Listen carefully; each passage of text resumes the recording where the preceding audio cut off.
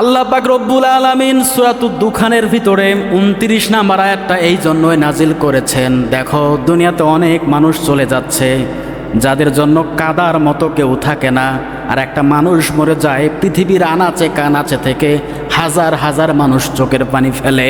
এমনি এমনি না। আল্লাহ পাক রব্বুল আলামিন বলেন, যারা মানুষের উপর দয়া করে না, আমি রব্বুল আলামিন তার উপর দয়া করি না। যারা দুনিয়াকে মহব্বত করবে না, দুনিয়ার সৃষ্টির প্রতি মহব্বত রাখবে না, আমি রব্বুল আলামিন তাদের উপর মহব্বত করব না, ভালোবাসবো না। এমনকি একটা পিঁপড়ের প্রতিও ভালোবাসা দেখাতে হবে কি হবে না? আল্লাহ রসুলকে সাহাবীরা প্রশ্ন করছে, ইয়া রাসূলুল্লাহ, একটা জীব, কুকুরকে, একটা বিড়ালকে, একটা পিঁপড়ের প্রতিও ভালোবাসা দরদ দেখাতে হবে? আল্লাহর নবী বলেন, যাদের ভিতরে কলিজা আছে, অর্থাৎ জীব, সে প্রাণ, তার একটা প্রাণ আছে, তাদের প্রতিও ভালোবাসা দেখাতে বলেছেন আমার আল্লাহ। এটা বাস্তব উদাহরণ বলছি।